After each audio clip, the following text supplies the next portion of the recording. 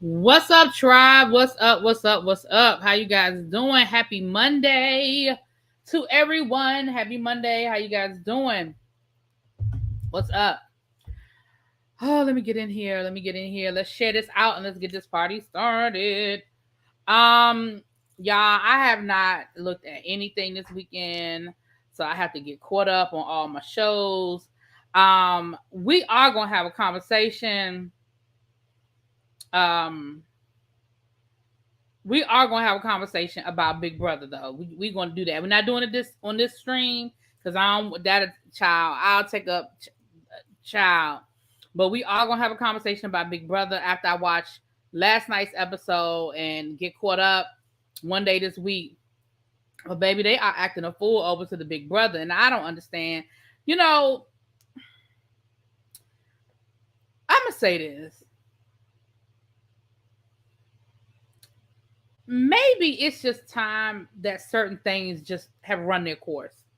And I'm just wondering if Big Brother has just run its course because these last couple of seasons have been very, and it's not just like I've been watching Big Brother for a long time. There's a difference between you being disappointed in how people are playing and stuff like that, and it just being bad. Y'all know what I'm saying, but we'll get into it. If you don't watch Big Brother, then you might don't understand what I'm saying, but we'll get into it. But yeah, I've been peeping the Big Brother child. But I'll get caught up. My Married to Medicine review was ready. I did watch that, but I have to get Love and Marriage DC, P Valley, which I heard they was cutting up over to the P Valley too, child. All right, let me say hi to everybody. Hey Tracy, what's up, C Golden? Hey Cool Gamer, what's up, Fifi? Xavier, what's up, Star? Hey Diva One, Diamond Pearl, hey girl. What's up, Virgin Love? Hey, Marilyn. What's up, Creative Diva? Hi. What's up, Amber? Xavier. It's a lot of misogyny and racism going on this season, child. I haven't watched it in ages. Yeah, it's a whole lot of going on over there, and it's weird. I don't know. It's a weird energy for me. And a special shout out to all my members that are lit up in green. Thank you so much for the support. I mean, I thank everybody for the support, but I thank you members for that little extra oomph that you guys put. Hey Zara, hey Boo. So yeah, so let's get into it, child. Let's get into it. Hold on. I'm learning how to choose the right audio apps for you. Really? Which one do you want to use to listen to this? Child, I don't even know what she's talking about.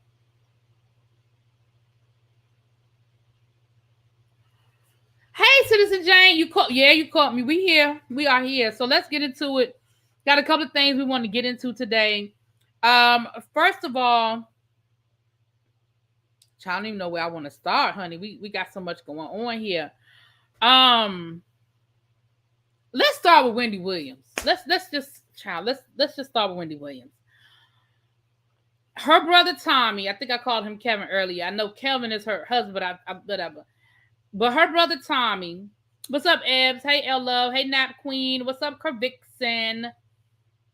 Her brother went down to the social media because I don't know where because he does have a YouTube channel, so I don't know if he was on YouTube, Instagram, whatever. And he proceeded to let us know, as if it were our business, that Wendy Williams' son flew to New York to spend her birthday with her, and she refused to open the door and refused to let him in. Her brother then proceeded to say some not so nice things about Wendy, yada, yada, yada, booda, booda, boo. All of this is alleged because we don't know if that man know what he's talking about because, he a little questionable and suspect too. So that's all alleged. That is all alleged. But y'all, listen.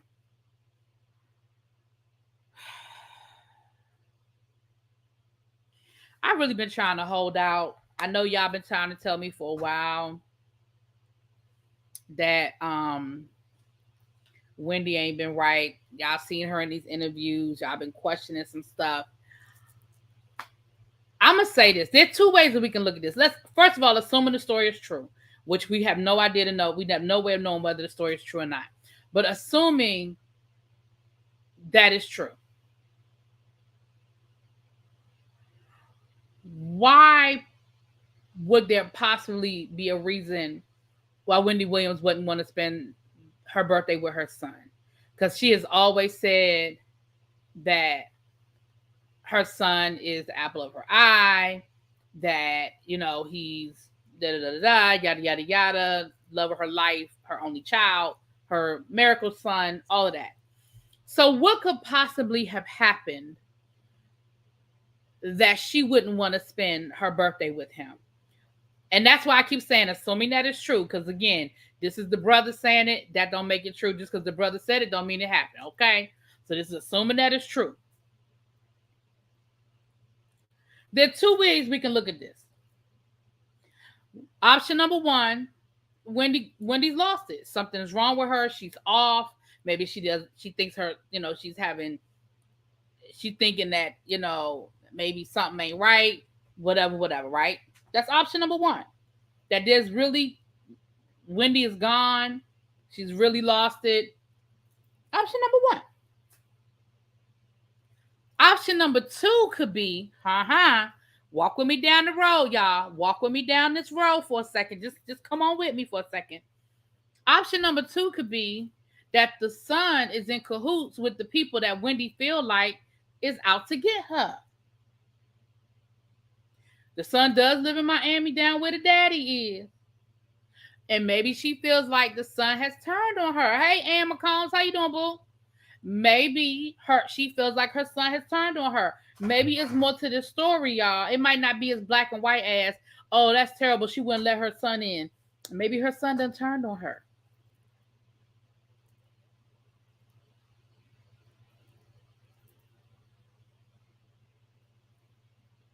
I'm just saying.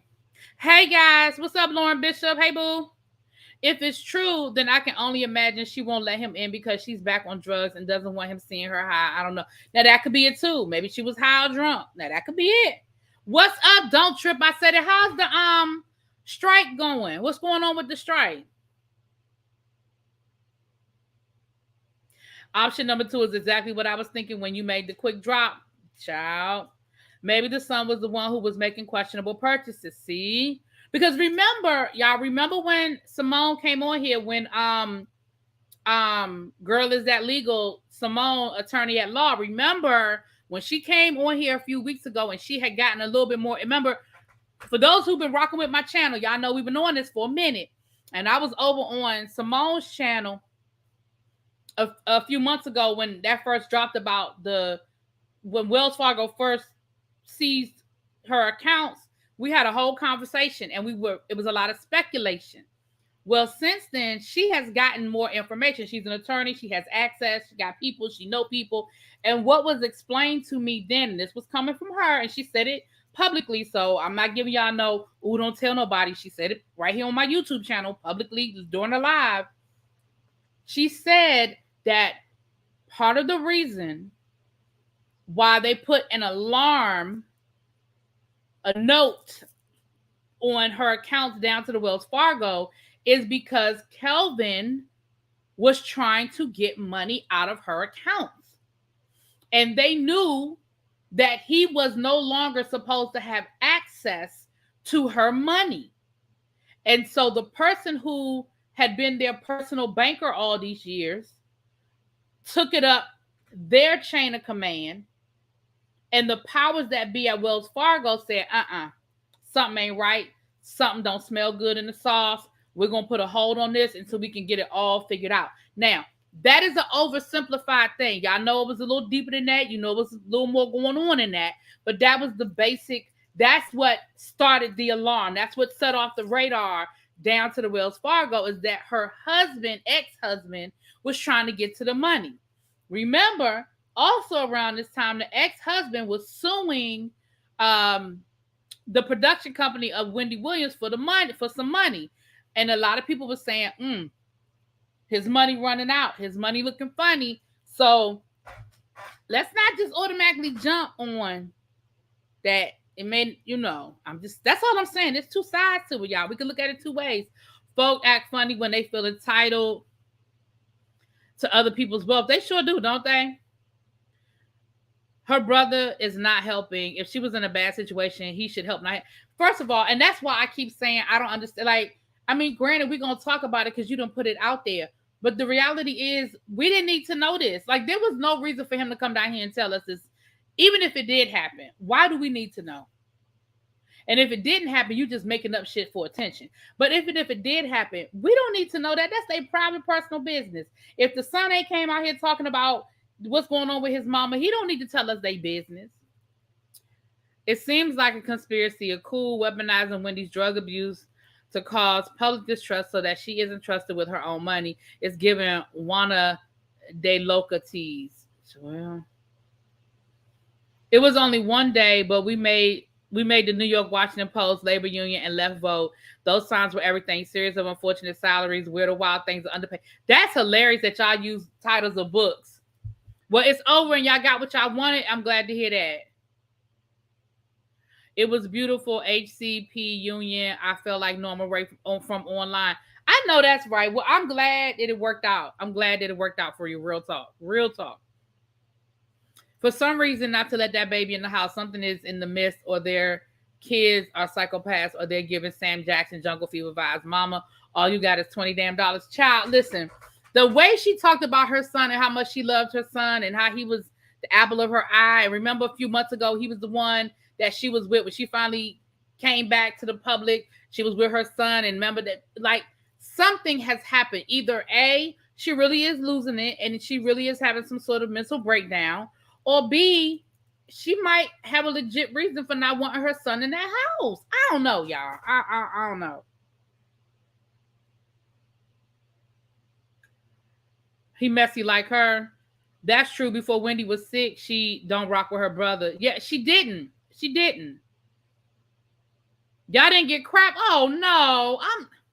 I'm sorry. I'm sorry it didn't work out, child. Wendy's going through a lot and it's sad. It makes you think what type of person she really is, child. Well, I'm sorry. Don't Trip. I said, if y'all weren't here last week, Don't Trip. I said it works for HarperCollins, and they were going on strike. There was a lot of stuff going on as far as unfair treatment to people of color, as far as career advancement and money and things like that. Hey, Monique, what's up, girl? Good to see you, boo.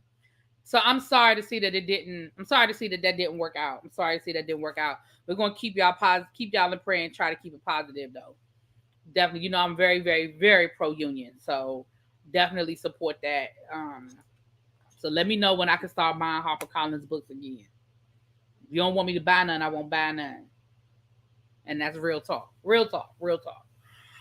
All right. Maybe she just had a man in her house and was getting her back. Listen, it could have been just as simple as that. Like, you didn't call first. Like, I don't care that you got on a plane and you flew from Miami to New York, so you did not call. Therefore, you can't come in. I'm sorry, I'm busy. I will let you know when I'm available. Go down to the Starbucks and get you a latte. I don't know. Hey, nephew. What's up, D? Hey, boo. Listen, D, you know I'm still behind on RuPaul, but I finally did on Friday. I'll probably do my review tonight. I finally did look at the episode where they did the monologue from Designing Women. Bitch, that lip sync was everything. And I was so here for it. And I hope that that's something that they're going to incorporate. Not every time, but like, you know, periodically they're going to incorporate that. Because that monologue, first of all, that's one of my favorite Julia Sugarbaker little moments. That's actually one of my favorite little monologues anyway. Whenever you think about like these TV shows where people be having their moments and be going off and be reading and getting people together, that's actually one of my favorites. And then Monet and Jinx did a good job, but baby, Monet slayed that. Monet absolutely slayed that, okay? And that was the night the lights went out in Georgia. I said, I know that's right. Listen, that was everything. It was everything. I also like the one where she cussed out Ray Dawn. Monet definitely killed it. I want to see Anita Baker Friday and got my whole life. Yes, Anita Baker. Love Designer Women and a good Julia Sugarbaker. Yes, listen. Designer Women, for me, Designing Women falls under the category of shows that I wouldn't be mad if they did a reboot of. Only, but again, there's certain things they can't do these days that they did back then. I wouldn't mind seeing like a black version of Designing Women where, you know, it's the same thing. It's just the roles are in reverse. It's just all black women down in Georgia maneuvering. Of course, Julia Sugarbaker, not Julia, but the sister, baby, the sister would have to be toned down. Um, I need them to do the Claire Huxtable, Big Fun. You wanted to have big fun, Vanessa, right? That needs to be one. That whole, or the one when she cussed out Elvin about waiting on Dr. Huxtable. Child. They hear you and it's gonna be trash. I know, right? Don't say nothing. But I honestly would love to see that. I think that would be cool. Cause let me say this. See, y'all, I always go left. Y'all, I always go left. Let me say this. I am here for having a television show that forces us to have uncomfortable conversations. What I mean by that is I need an Archie Bunker in my life. You know what I'm saying? I need another Maude in my life where they just say what they say and say how it is, because that is how people really talk at home. That is how people really talk when people aren't listening to them. And I need us to get back to a place where we can have racists on TV without trying to cancel shit, so that we can get past the fact that this person is racist and let's get to what they racist about and get past all of the you know what I'm saying? Does that make sense what I'm saying? Like, can you imagine a show like All in the Family would never ever make it to the air in this society? The Jeffersons never ever make it to the air. Sanford and Son. Like, when you think back on all the shows that was just inappropriate as fuck, but they were just good shows. Anyway, I'm sorry. Let me get off my soapbox. In the words of Spill It Boy, boom, boom, boom. Let me get off my soapbox now. I love Maude. Listen, Maude is on the list of reboots. I mean, of throwbacks. If I could ever get past the ones I'm already doing. Anyway, everyone's too sensitive and clutching their pearls and everything. Exactly, Abby. And it's frustrating because I feel like we're missing out on some good, like, people just can't be, because here's the reality. Everybody ain't a good person. Everybody's not a nice person, and everybody's not politically correct when people aren't listening. Hell, I will venture to, it's 74 people in this room. I will venture to guess that most of y'all are not politically correct behind closed doors when you're talking to your friends. It just is what it is, because we're in a comfortable space. We say what we need to say because we don't have to worry about offending the world. Now, that doesn't mean that it's okay if you just go out here and just be racist everywhere. That ain't what I'm saying either. But look at the Archie Bunker.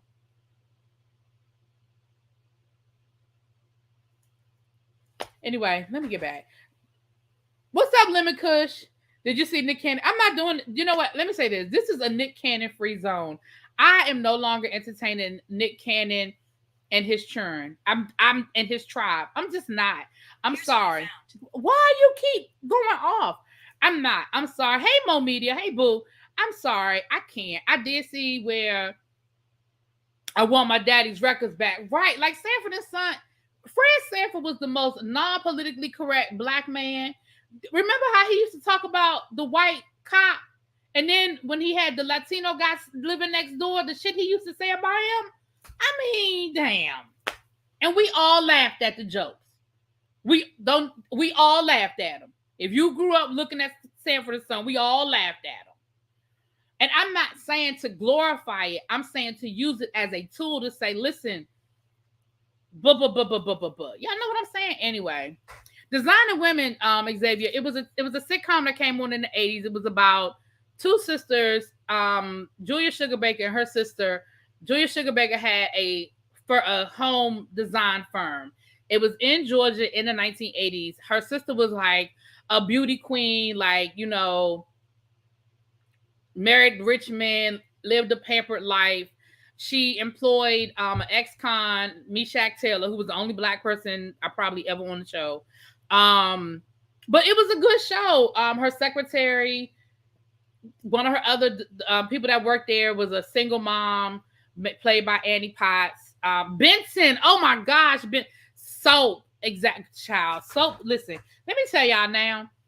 I'm to anybody in here who's never looked at Soap. If you don't know what Soap is, if you've never heard of Soap, go find it right now, and it is you will not be mad at me. I'm telling you, it's fucking hilarious. Soap is still funny. Suzanne, thank you. I couldn't think of her name.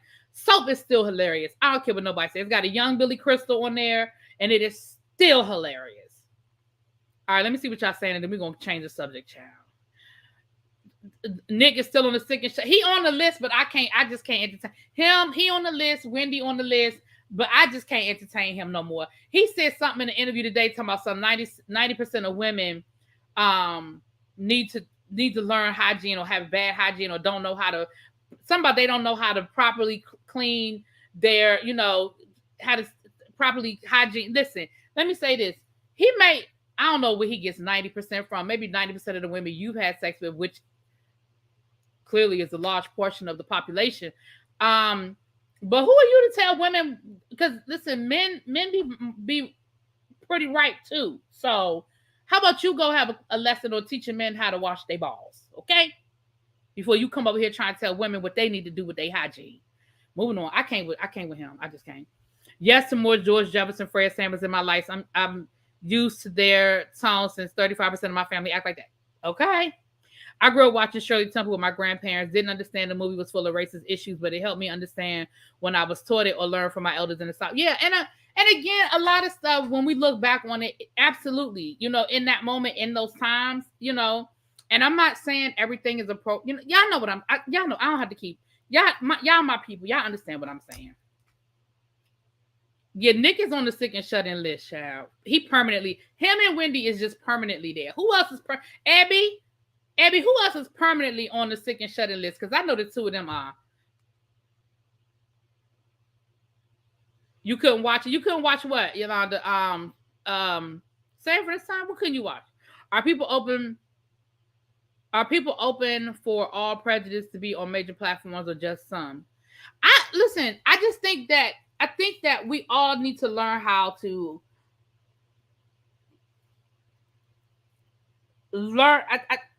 How do I say this? I don't think any should be off limits if that's your question.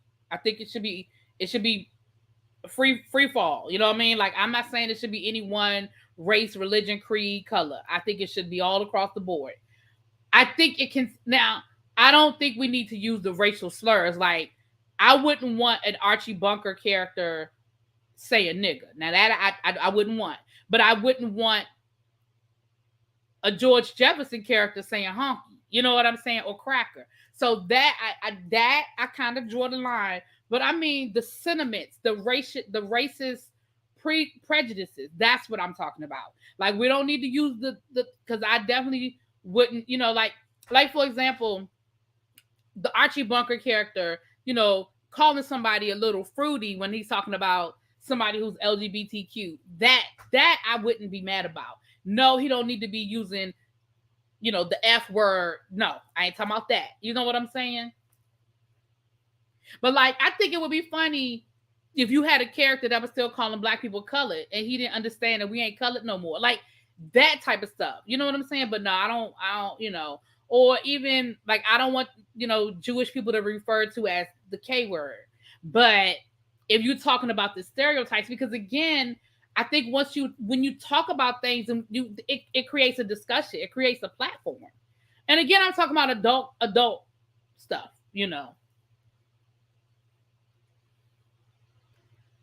You never heard of this? Oh, you never heard of Designer Women either? Oh my gosh, yes, y'all gotta go. I'm sure it's out there somewhere. Designer Women was my show. Mama's Child. I love me some Mama's Family. I was connected to that white old lady when I was a kid. I know that's right. I love Mama's Family. I remembered her character from the Carol Burnett show. Hey, Miss Old School, what's up, boo? Yeah, Delta Burke played that role. And even when we go back and we find out what happened to Delta Burke back in those days, Remember, Delta Burke ended up leaving Designer Women because she got into it with the head of the network and stuff over there. And y'all remember who the guy was that she got into it with over there because she started gaining weight and she no longer fit the role of a former beauty queen. And it was a really bad situation for her over there towards the end of her run on Designer Women. Remember who he was? He was Moonves, Julie Chen's husband, who ended up leaving CBS a few years ago because all of the accusations started coming out about how he treated women and the things he did, the misogynistic stuff that he did over there. And remember, when she complained about him back in the 80s, she got blackballed. And I was like, child, I'd be going all the way left. Let me get back here. Child, Soap was hilarious. I know Benson is on, or it used to be on Amazon Prime, and Soap used to be on Amazon Prime. I don't know if it's over. I don't know if it's still over there or not, but I know it used to be. Yeah, Gene Smart. Andy Potts. Listen to Nick Cannon about anything was the nether region sounds like a bad idea. Child, okay, bad. Barney Miller was a good one too. Child, that daggone Barney Miller. Did I watch the open? Xavier, what part of I'm not entertaining Nick Cannon are you? I'm not. I am not. Benson ran that mansion like it was his. He had him. No, the one who ran that mansion was the cook. Krause. Krause ran the mansion. And I used to love to see the two of them get into it. R. Kelly, yeah, R. Kelly is on the list. You're right. He is permanently on the list. Kanye, thank you, Abby. Yes, Kanye is permanently on the sick and shut-in list. He absolutely is. Matter of fact, I think he's in the top spot. Did I put Marlo on the list? I don't know. Did we put Marlo on the list, y'all? This is a group effort. Does Marlo need to go on the list? So it was ahead of its time. It had an openly gay character. Billy Crystal, yeah. It was ahead of its time. It was, and he actually had a boyfriend and went through this whole thing. Yeah.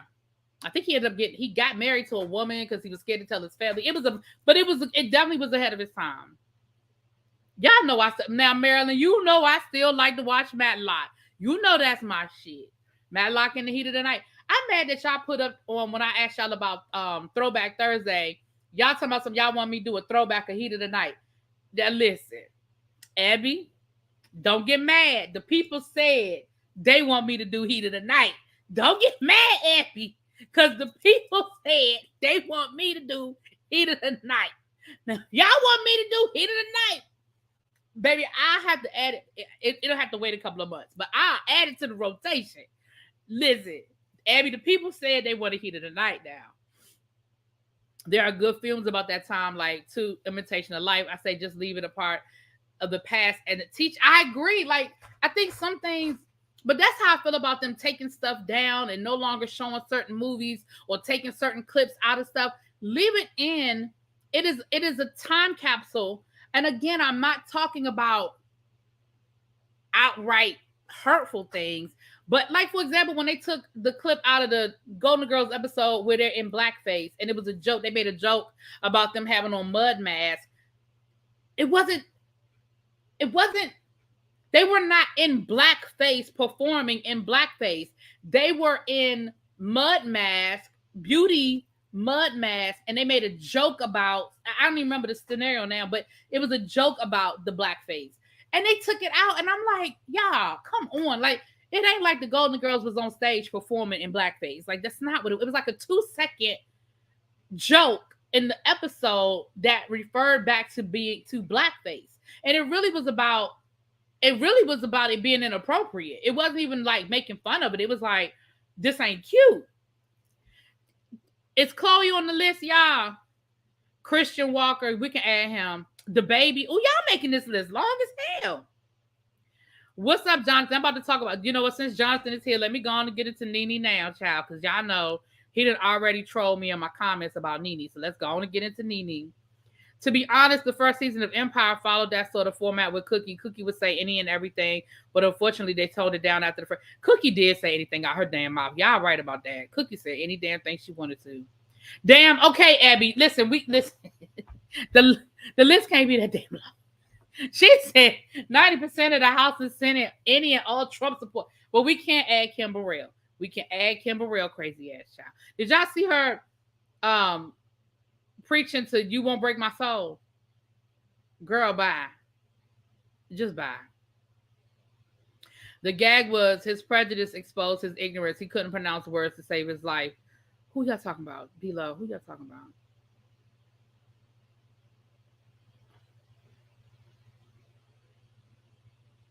I don't know who y'all talking about. Who was the stepdaughter? Was it Naomi? I forget her name. It wasn't Cliff the son. What are y'all talking about? I don't know what y'all talking about now. Who was the stepdaughter on what? What show y'all talking about? TD Jakes, most mega. Okay, Abby, damn. I should have asked Abby, Lord. Abby gonna put everybody on there. What's happening was so fat phobic. They definitely made fat jokes, but every show back then that had fat people made fat jokes. Rerun made fat jokes against Shirley. Shirley made fat jokes against Rerun. They made fat jokes about Rogers, Mabel King. I mean, they was fat.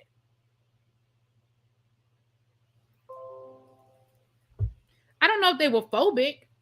I don't think it was phobic. I think they went for the low hanging fruit. They were fat, so they made fat jokes. Les Moonves was the one who blackballed. Yep, that's the one who blackballed Janet Jackson as well. What's up, T Lounge? I would not be considered PC, but I strive to respect. Yeah, I do too.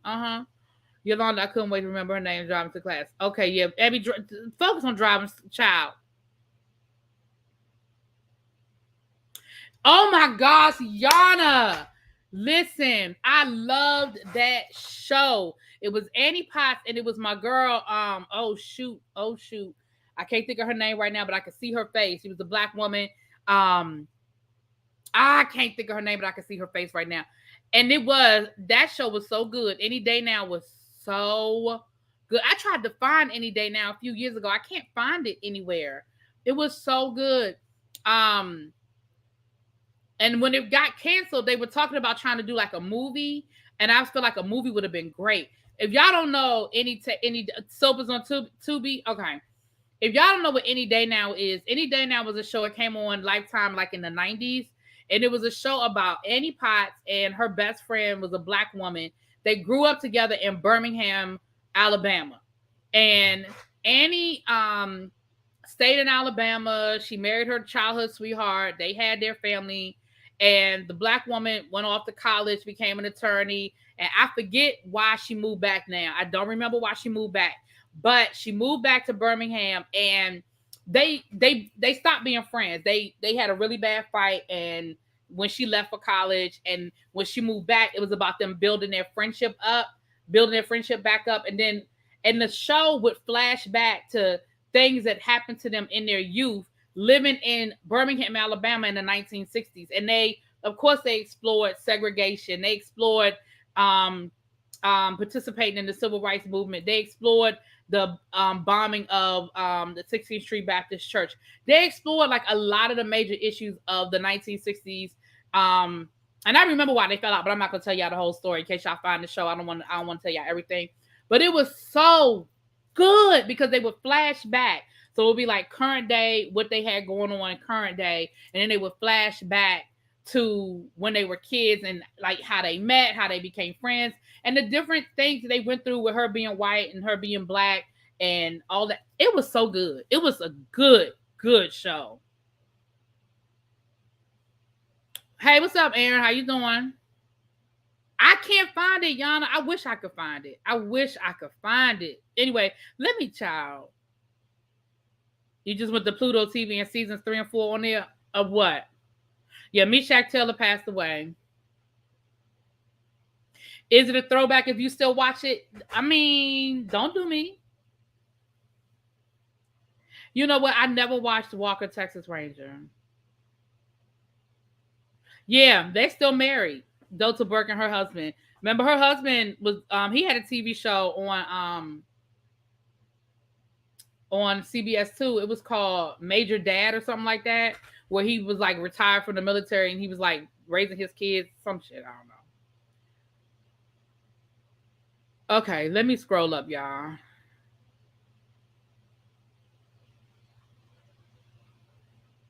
Oh yeah, Misha Taylor passed away a long time ago. They were in Beauty Mask, and it was the episode where Dorothy's son was marrying a black woman. Right, that's what's saying. Yeah, not all the Kardashians. Child, let me scroll up. Y'all are cutting up in this chat today. Let me scroll up. Okay, see, y'all knew Any Day Now. It was so good. We gotta find Lorraine Toussaint. Thank you, SVD. And I love her. Because I've loved her. Hey, Nicole, how you doing? When they made them older, I was as good. Yes, they were so good. And they said they were gonna try to do a movie, but that never happened. But it was so good. Okay, I'm caught up now. All right, y'all. Y'all in the thing cutting up. It's on file any day now. Is on what? PHILO. That's a streaming service. PHILO. Hold on. Cause listen, I don't need not another damn streaming service. I don't need not another damn streaming service. But if you got Any Day Now, I absolutely will do that. The original Equalizer and Hunter. Oh, Lauren, I used to love Hunter. Look, I had Hunter on DVD. I had I think seasons 1 and 2 of Hunter on DVD. I just got rid of it when I purged a few months ago, and I took a bunch of stuff down to the Goodwill. I just got rid. I had that and Silk Stockings. I remember Silk Stockings. I had that and Silk Stockings. I sure did. Any Day Now it's free on YouTube. Oh.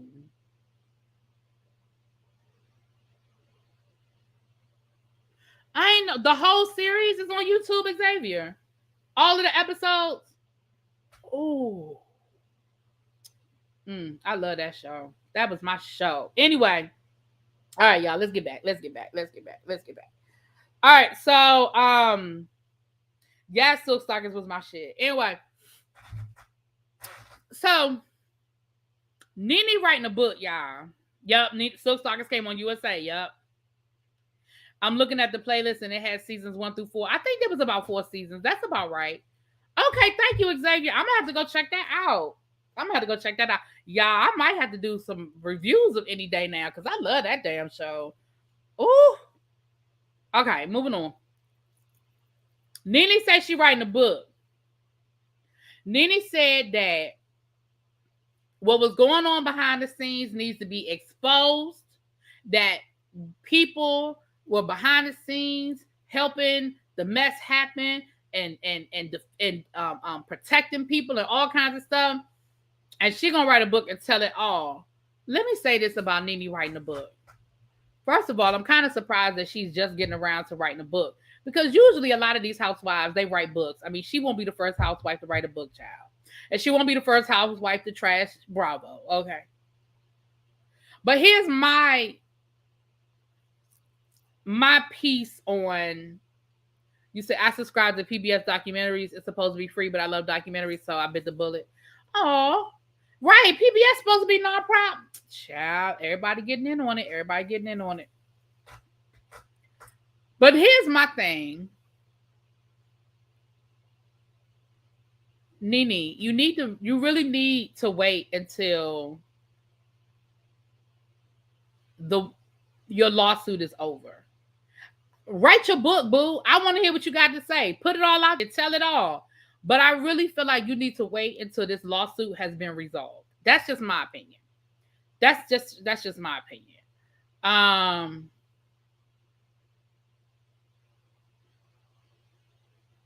don't know. Like I said, and at this point, I feel like if you tell us everything in a book, what ammunition do you have in your lawsuit? Because the major ammunition that you would have with Bravo is that Bravo doesn't want all this shit to come out. Whatever you know, whatever you think you know, whatever you could say, they don't want it to come out. Like, that's the incentive for them to settle with you is, okay, we don't want this information out. I got lipstick on my lip. We don't want this information out. So we'll give you the money and then we're going to make you sign an NDA and then boom, we move forward, right? What advantage do you have to putting a book out right now? People will still pay you for what you have to say. Like people will still pay her. You know, I don't know. my only thing is she gonna win. She gonna win what? Her lawsuit against Bravo?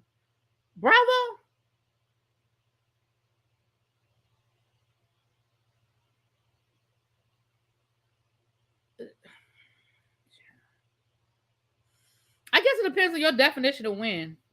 I don't know. I guess it depends on your definition of win because she may very well walk away from Bravo with a settlement. She might. I can't listen. I can't sit here and predict what a jury would do or predict what Nene would do as far as a settlement. I'm not saying that. What I am saying is, I guess it depends on your definition of win.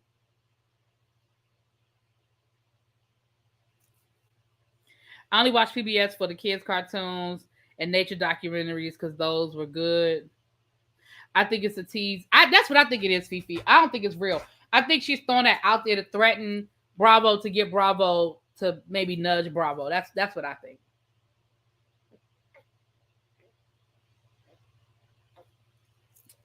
Everybody said Nene was very likable on College Hill, which is good. She needed to be. She needed to be because she needs to rent. She needs to win the court of public opinion. She needed to be. So she did a good job. She took advantage of the opportunity and she did a good thing with it. That's what she should have done. That's what she needed to do. A big settlement. Child, Jonathan and Aaron, y'all are cracking me up. Y'all Nene stands are hilarious.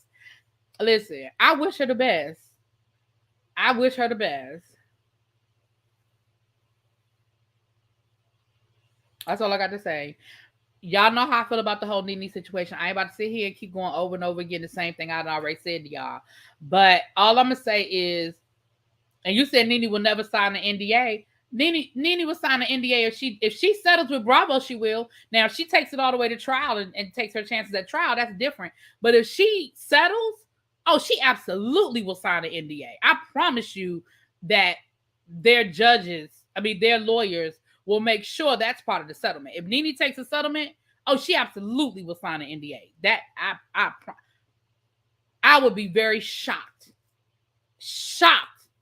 if Bravo settles with Nene and they don't make her sign an NDA. I will be shocked. Because what would be the incentive for them to settle with her if she still gets to tell everybody what they did?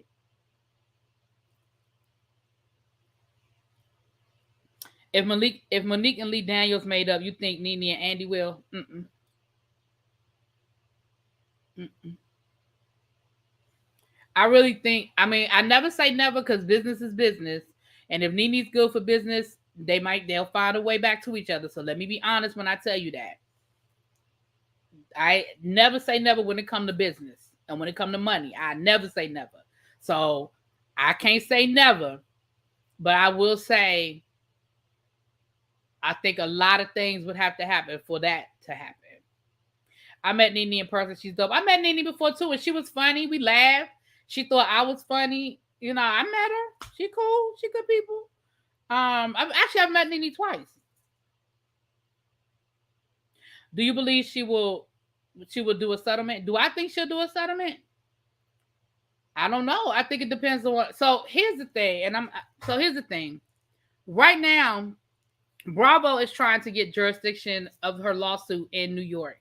And the reason why they want the jurisdiction in New York is because in New York, they will be forced to go to arbitration before it goes to trial. If they're able to get it moved to New York and they have to go to arbitration first, I think there's a larger likelihood that there'll be a settlement rather than it just goes straight to trial. If they're forced into arbitration, I think there's a good chance of a settlement. But I don't know. I don't know. Carlos King said he spoke to Andy and said it's looking like the door is cracked. Ciao, bye. I don't know. Like I said, I don't know. But I never say never. I say unlikely. All right, y'all. Can we talk about this bishop that got robbed at gunpoint down to the um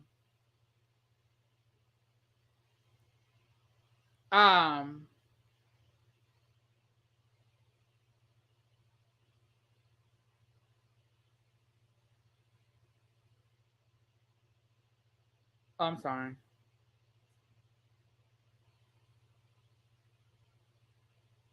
I'm sorry, y'all. I picked up my phone to do one thing and I had a damn text message. All right.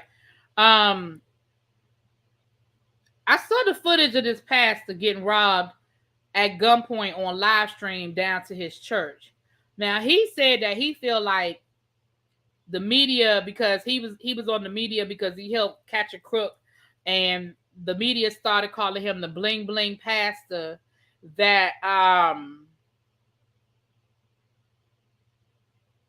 he felt like that's why they came into the church to rob him. Because he said that the robbers came into the church. It was caught on tape. The robbers came into the church and they literally walked right past him.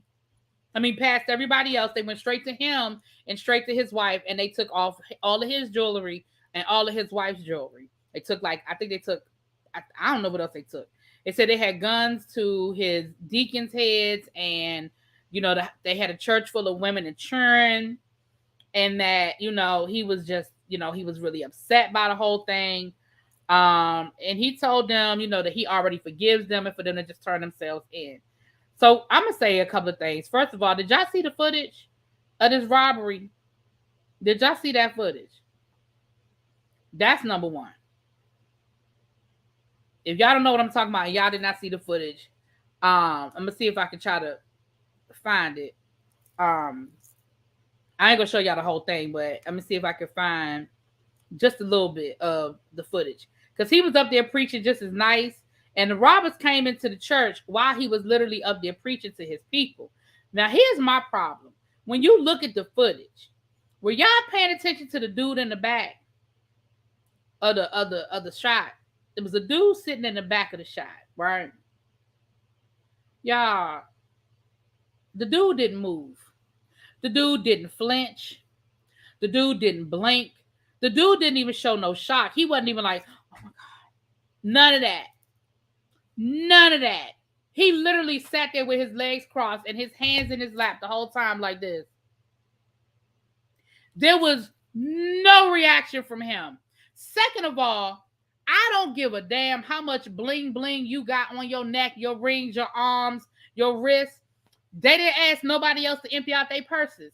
They didn't ask nobody else to give up their bling bling. They didn't ask nobody else to give up their cell phone, their computers, their iPads. You'd have been into a church. Every kid in church got an iPad or a phone because they used it to keep them distracted during the service these days. Remember, back in the day, we just had to pay attention or fall asleep. Shit. Now the kids get to play and watch movies and stuff while church is going on with their little headphones on and their iPads. You mean to tell me that those robbers walked in and all they did was take your wife's jewelry and your jewelry and walk out? They didn't take nobody else's, and that dude was sitting in the back. He didn't flinch. Now, either he was in on it or he wasn't scared. And if he wasn't scared, why wasn't he scared? Y'all, something in the tea ain't clean. Something in the buttermilk ain't clean, I guess is what they should say. Something in the buttermilk ain't clean in this robbery. And even if I believe it happened the way it happened, baby, that thing was personal. They was coming for you and you only. And why would, if they was just robbing you and they only wanted to rob you and your wife, why would they do it in the middle of church? Even if they didn't know you was live streaming, even if they didn't know it was going out to everybody onto the YouTube, they knew it was a church full of people.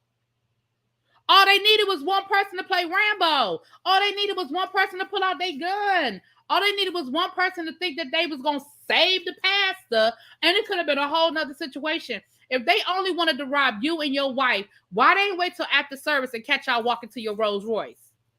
That's what I don't understand. Y'all help me understand. Put it in the chat. Tell me what I'm missing. It's giving Tyler Perry stage play. Ain't nobody running up in no Brooklyn church. You better come in peace or leave in pieces. Okay? Where was the security at? Right. Shoot. I mean, inside job. It was his cousin. It's giving chilling circuit. That robbery was some BS. He dropped the ring. Why did the camera view move? I didn't even notice the camera move.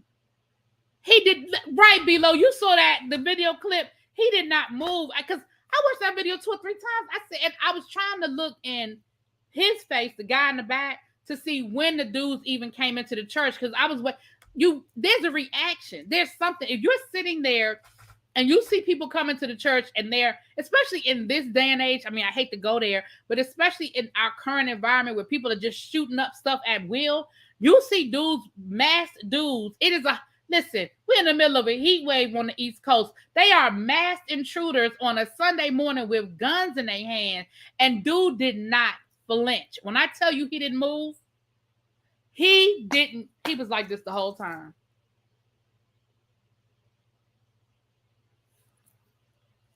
Y'all, something in the buttermilk ain't clean. Insurance scam, I bet. First it was 400,000, now it's $1 million per CNN this afternoon. Dude sitting to the left was so unconcerned. Oh, and Lords from the crowd, and they didn't take the collection. And they didn't take the collection.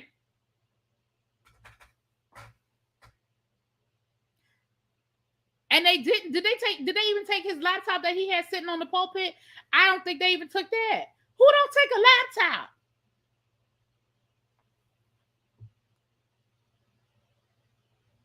Child.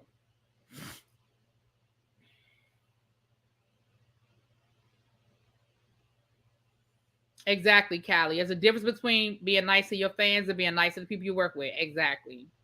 Yeah, something in the buttermilk ain't clean about this thing, y'all. I'm just going to be here to tell y'all. Was it a skit? No, it wasn't no skit. It was real. He said he was really robbed. Like they said, he gave a police report and everything. Child. The mayor and other celebs attend that church. See,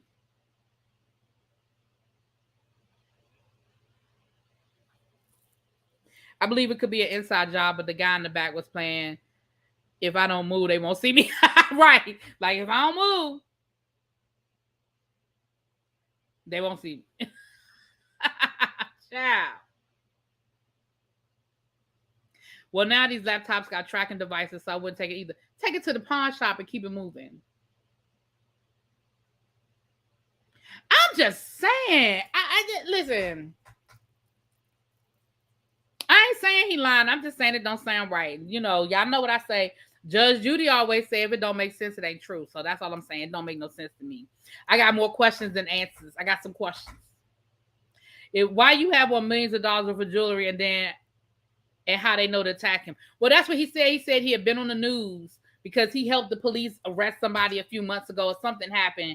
And because of all of his bling bling, when they interviewed him, the media started calling him the bling bling pastor. And so he feels like that's why they came and that's why they were looking for him. Because he said they even knew that he had chains on underneath his robe. And they was like, because he gave them his bishops. He said he gave him his bishop's chain and his bishop's ring. But then they were like, and they tapped his neck like, nah, we know you got on more. But again, even if that's the case, let's listen.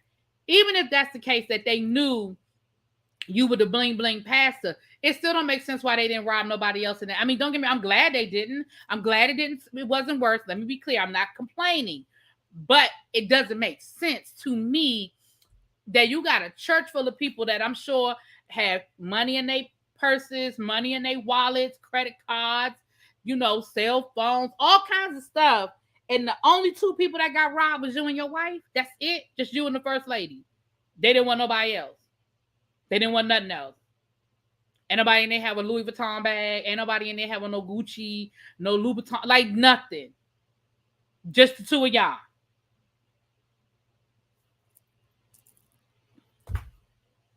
Guess he figured he'd get caught. It'd be far less if he lied about his own stuff being robbed. Child, I guess. Yeah, I know the pawn shops require you to get a photo ID, but a thief got all of that. A thief got fake IDs and some more stuff, child. I just know where there's a will, there's a way, honey. Where there's a will, there is a way. That's all I'm saying. Where there's a will, there's a way. Yeah, they filed a police report. Hezekiah Walker's church was there in the middle of the hood for decades and never been ran up on. Yeah, Vicky, I say the same thing. Some ain't right. Some ain't right in that story. And again, I ain't saying that he staged it. I'm just saying I got some questions. And I'm saying I got more questions than I got answers. That's all I'm saying. If I'm robbing, get on the ground, give me the wallet, hush your mouth, your money, your keys. Right. And they drove away in a white Mercedes. Now, unless the police come back later and say that white Mercedes was a stolen vehicle, but if that's how they end up finding them people through their tag number, moving on. It's let me see. Hold on. I'm still trying to find out. I was still trying to find it. Hold on. It's been making the rounds though. Yeah, I know I see this stuff and I always forget where I saw it. Hold on. Is it on the neighborhood talk?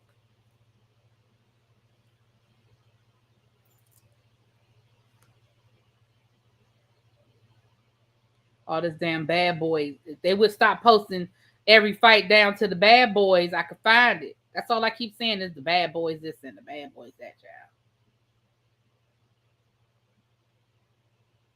child. I'll find it. Because I saw it on TikTok. If I could find it, I'll show it to y'all if I could find it. But anyway. Here it is right here. Here it is right here. Hold on.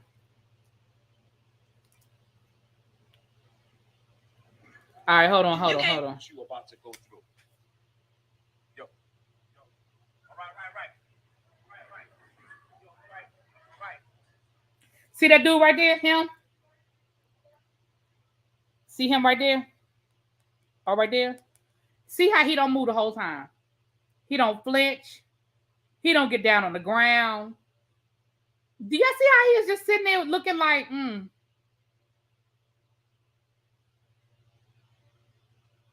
He is not moving. I cannot. I can't. Ain't nobody saying nothing. See, you see the guy down on the ground robbing him now. Oh yeah, I keep moving my. Okay, I'm gonna let it play one more time. He was preaching, and then look how he get down. And look at the dude over there on the corner. Oh, I see what you're saying now, how the angle moved. I see what you said. Somebody said, and the angle moved. Yeah, somebody did move it.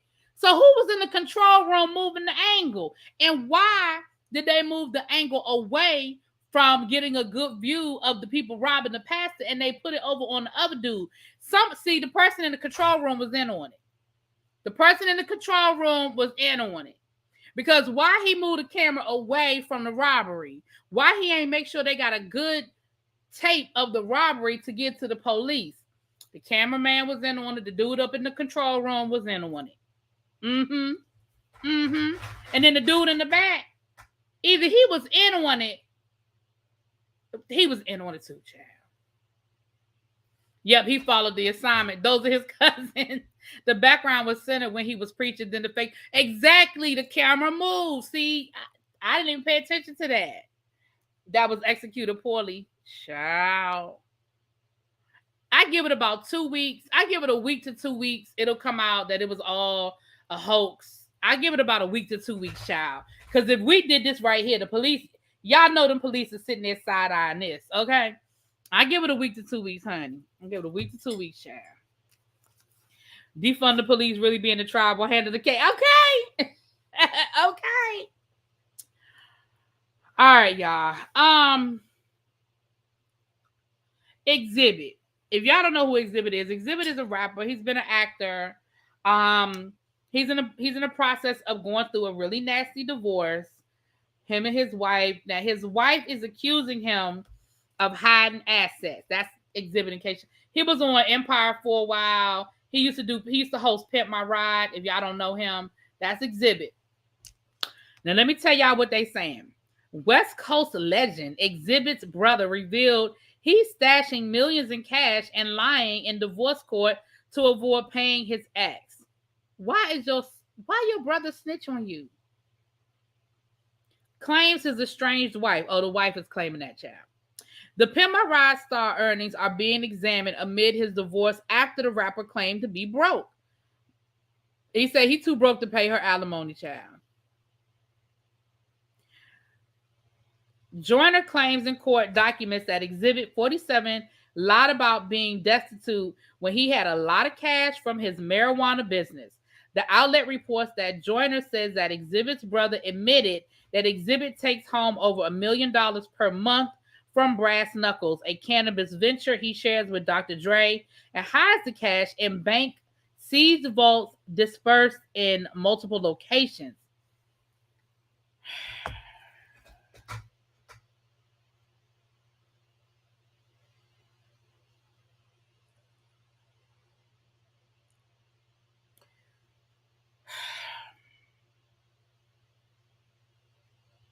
You know what? Not to pimp my ride, but if he in the cannabis business, he's making money. If he's in this cannabis business with Dr. Dre, it's reasonable that he is bringing home.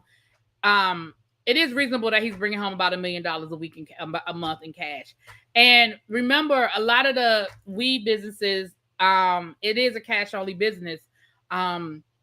Because we talked about that about 2 years ago. We talked about that about how a lot of the banks won't bank with because weed is not legalized in every state. They're afraid that the government will come in and try to seize them as laundering money or taking illegal money, because just because it's legal in Denver doesn't mean it's legal in Texas. I'm just using an example. I don't know if it's legal in Texas. And so weed is a in most cases it's a cash only business. And that's why if you go to most dispensaries, they're armed guards there, because it is cash on. Everybody knows there's a lot of cash there, and a lot of these businesses have more cash than they know what to do with, because it is a cash only business, and a lot of the banks will not allow them to bank, so they don't have anywhere to put the money. This what I'm gonna say. I'm gonna just need y'all to come up with better exit plans. Here's the thing. You dealing with a no good, you know what. I'm gonna need you to come up with a better exit plan. How that man get to hide $20 million and you ain't know he hid it? Ma'am. How you ain't know he had $20 million over there with his brother? Now here's the reality. Do I believe he had money from her? Yeah. Because he probably don't have a prenup. Okay. And like I said, marijuana is a cash business. He ain't trying to tell the government what he making, because I'm sure that he is filing the bare minimum, which I ain't mad at him about. But I'm sure he is filing the bare minimum. So he ain't trying to put all his business in no legal documents on Front Street, because his ass didn't sign no damn prenup and they got however many kids they got together. Child, I believe her. Now, whether she can prove it, that's another conversation, but I believe her. I believe he got money somewhere else. I believe her. Thank God it's legal here. We paid with debit cards. Then he took him to. I'm not doing this with you. Make it make sense. Mills is trolling me. I ain't doing this with him. I need to get me a cannabis business. Oh yes. Listen, I looked into it in here in DC. I ain't gonna lie to y'all. I looked into it, but they make it hard. It's listen. It's a club. It ain't impossible, but it is hard. It's under herbal medicine. Ain't nothing legal in Texas except, you're right. Yeah, exactly, below. Exactly. Now, that was a true story from Super. Oh, I believe what you're saying, that Superhead got Exhibit. I believe that. But I also believe Exhibit got money now. I believe if he's in a cannabis business with Dr. Dre, oh, he good. He good. But I believe, I didn't read Superhead's book, but I believe it. Because men are stupid. Especially when it comes to, when they're getting, that sloppy toppy. They stupid.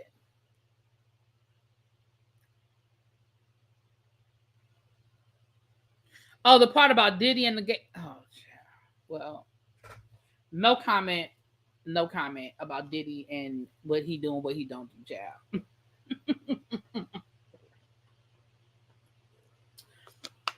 No comment.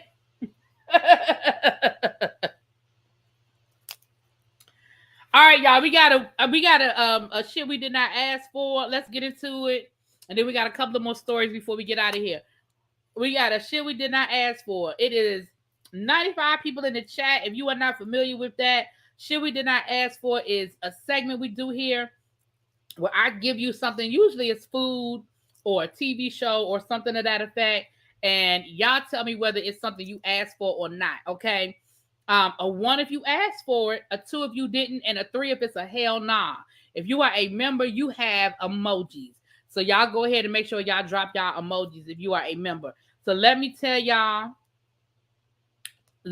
y'all what it is that we did or did not ask for today. Okay. Where is it? Here it is. No. Oh, here it is right here. Are we ready? We ready? And she was supposed to also get a degree or something while the marriage was still good. At least you get an education. Well, remember, Dr. Dre's wife was a whole attorney and her ass was still getting, second child. But you're right. Listen, people can say whatever they want to say about Shawnee O'Neal, but Shawnee O'Neal knew how to play. Shawnee O'Neal hid money.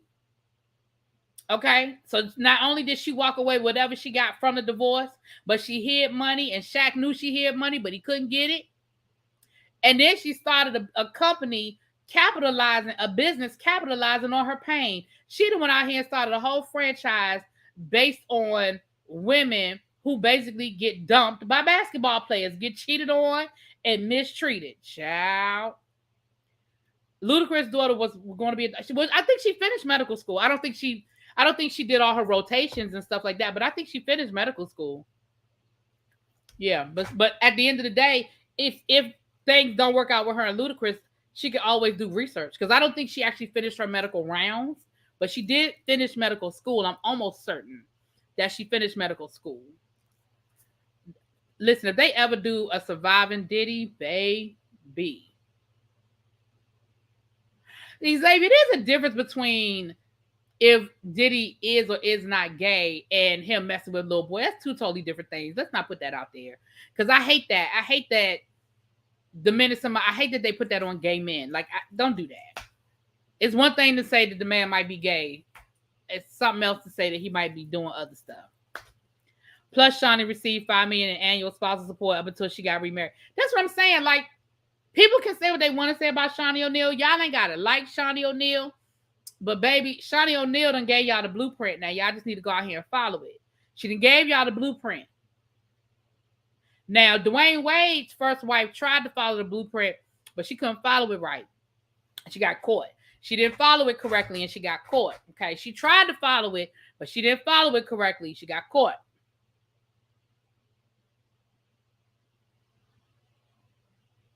Now, Africa Bombada, that's a whole nother conversation.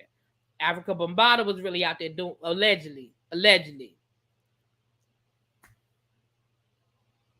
His first baby mama is a college professor. Luda loves bright. Well, Luda came from a middle class house. Like, Luda ain't hood. Luda came from a middle class household. He ain't hood. Okay. Y'all ready for the stuff we did not ask for segment? KFC releases blue mint chocolate dip for its fried chicken. I'm going to say it one more time. KFC releases blue mint chocolate dip for its fried chicken. Now, when I look at this container, it has Asian writing on the container. So I feel like this is something that was released overseas, not necessarily here in the United States. But still, mint chocolate dip for the fried chicken. Who is dipping a fried chicken in mint chocolate dip? Who's doing that? Mint chocolate dip?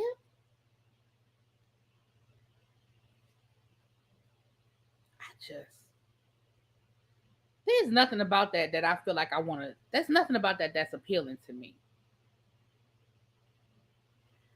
I mean, y'all might like it, but there's nothing about that that is appealing to me.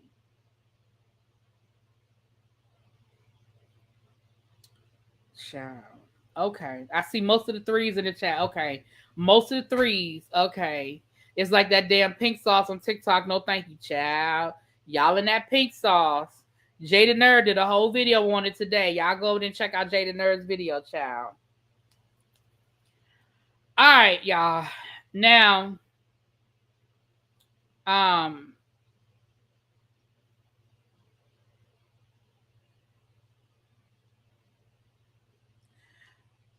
Definitely not American flavor profile. Yeah.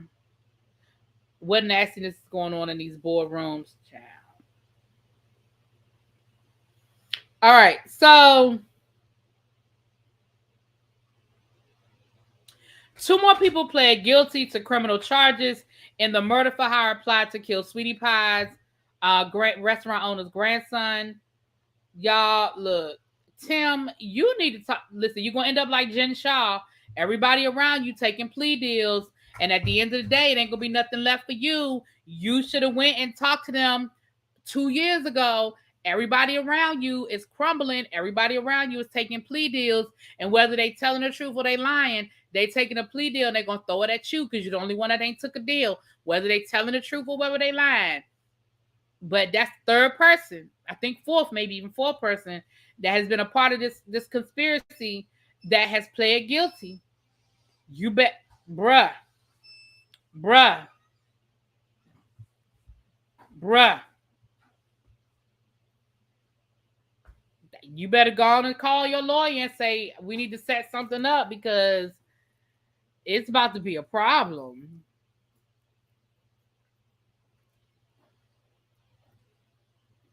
Mm-mm-mm. What's up? Mm-mm. What about Erika Jayne? She just got hit with 50, like literally as I was walking in, $50 million lawsuit. She got served at the airport while she was on her way back from vacation. Oh Lord, let's look it up. It just happened. Like I just page 6 New York Post both hit my phone at the same time. Lord, let me see. Erika Jayne, y'all. Pat said that Erika Jayne done got hit with another lawsuit. Let's go and talk about it. Let's see. Just getting back to Los Angeles from Erika Jayne. Hawaii. She just at the airport from Hawaii.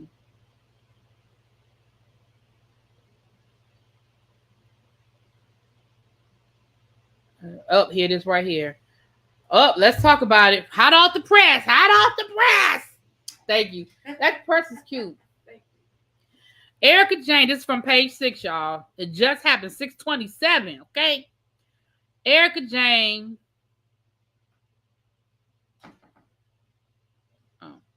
Erika Jayne served $50 million lawsuit upon returning from a luxury Hawaiian vacation. Child, they got the video of it too. On page 6, they got the video of it happening, child. Following her trip to Hawaii, Erika Jayne was served papers for a $50 million racketeering lawsuit when she arrived back in Los Angeles on Friday night. In exclusive pictures obtained by page 6, the Real Housewives of Beverly Hills star was seen leaving the Los Angeles International Airport when a woman approached her and handed her two thick stacks of documents. A rep for Jayne did not immediately respond to page 6 requests. She was approached in the baggage claim area. She was dressed casually. Now they talking about what she had on. I don't care. I just wanted to give you these documents. This is a summons and complaint to serve you, the woman said in video footage obtained by page 6. The lawsuit was filed by Edelson PC, accuses Jayne of 9 charges, including racketeering, conspiracy to commit racketeering, unlawful business practice, and deceit, among others, in relation to the ongoing legal drama involving estranged ex-husband Tom Girardi. It says, Tom and Erika routinely misappropriated client settlement money to protect an image of wealth and to prop up a lifestyle made for reality TV. The lawsuit also alleges that Jayne's EJ Global Company was created for the purpose of funneling money from Girardi Keys to benefit Erika. None of this is new information, though. Additionally, Edison PC claims in court docs that Jayne was aware of Girardi's scheme. It accuses Jayne of flaunting her lavish lifestyle and acting as the front woman of the operation, selling to the world that Girardi Keys was successful. Yeah, I mean, it's a new lawsuit, but the information is the same. Like, it's nothing new it's nothing new in the lawsuit, though.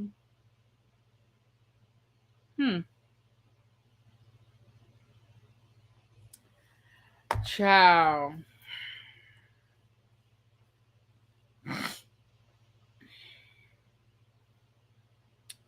Child.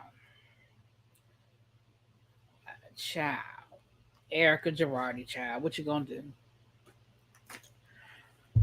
Well, we had Comic-Con this weekend, y'all, and they dropped the trailer for Wakanda Forever. And I'm here for it. It's supposed to come out in November. I've watched a couple of videos that talk about the hitting meetings, the Easter eggs, what we saw that we need to explain and understand. And from what I looked at, it looks like the storyline is going to be, pretty good. If you follow the comics and you know the storyline. But they are mourning the death of T'Challa. And it deals with the women. It looks like it deals a lot with the women of Wakanda dealing with the death of T'Challa. We have a new villain who is Aquaman-like, lives under the water. He's half human, half whatever the people are. And it's based on like the Aztec Mayans. And it has a lot of the same concept of Wakanda, like the colonies that went in and destroyed the Mayans, the same way that, Wakanda is all about what if Africa had never been colonized. So it looks very interesting. And the visuals were good. And from what I understand, the way it was presented and the way they showed reverence and respect to Chadwick Boseman was absolutely great. Like I heard it was just really, really good. The way it went down at Comic-Con, the people who were in there, they said it was very emotional. There was a lot of crying. There was a lot of emotion. The cast was definitely gave, they said on the call sheet, usually when you do a movie or TV show, you have your call sheet. Number one is like usually the star. And then it goes down, the numbers go down. They said there was no number one when they were filming Wakanda Forever. Number one was reserved for Chadwick Boseman. So nobody had the designation as number one on any call sheet ever for the whole movie. So it looked really good. It looked really good. So we'll see. But I think at the end, there is a new Black Panther at the end. Now the question is, or when I say at the end, I think eventually before the movie's over, they do have a new Black Panther. But I think it's gonna be Killmonger. I think they're gonna find a way to bring Killmonger back to life, and it's gonna be Michael B. Jordan and Killmonger. That's what I think it is. Or it's gonna be his sister. Both of them were Black Panther for a while in the comics. Shuri was Black Panther at one point, and so was Killmonger. And in the comics, Killmonger was brought back to life. So I feel like either one of them, I think, are going to end up being the king for a while. But we'll see. But it was good, y'all. If you haven't seen it, it's on YouTube. It's streaming. Y'all can go see the trailer. It was here. But it comes out in November, so I'm definitely ready to see that. Now, y'all know, I don't know what day in November. Do y'all know what day in November? I just saw November. Did they give it a day yet?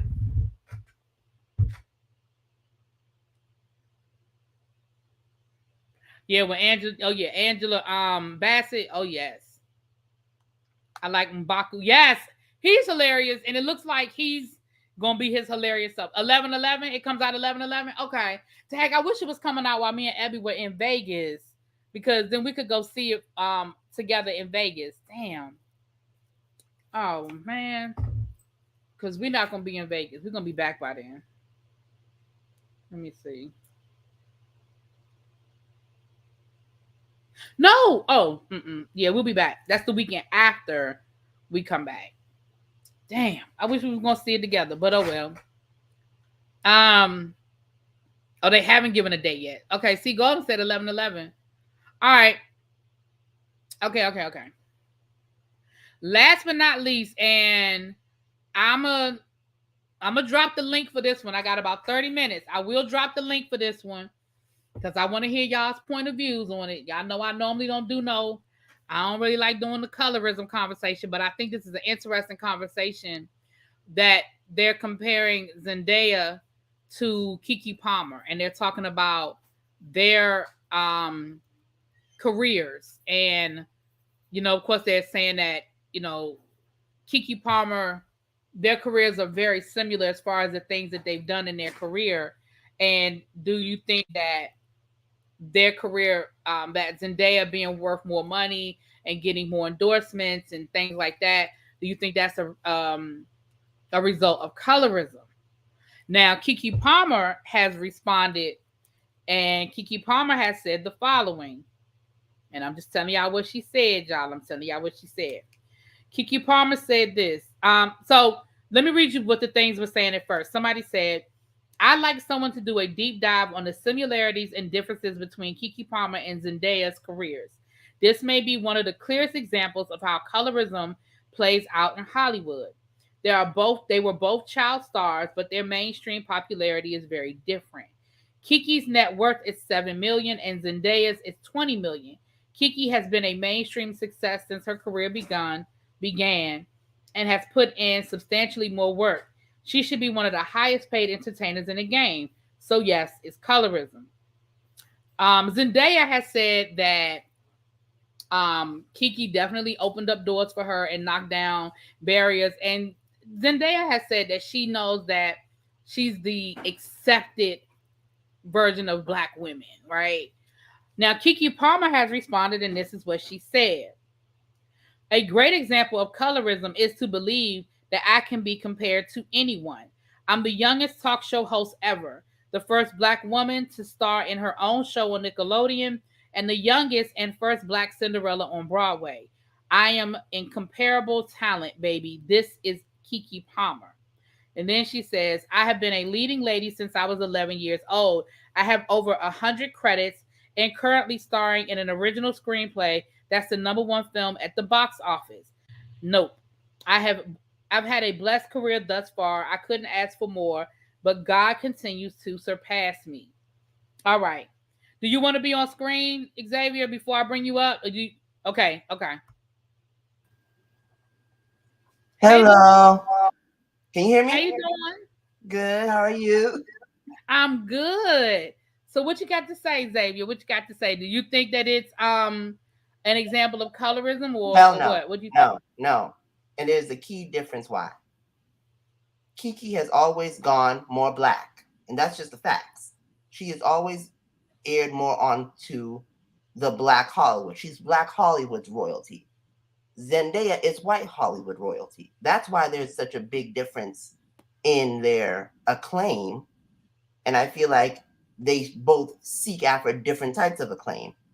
Because what was Kiki's first movie that we all remember her for?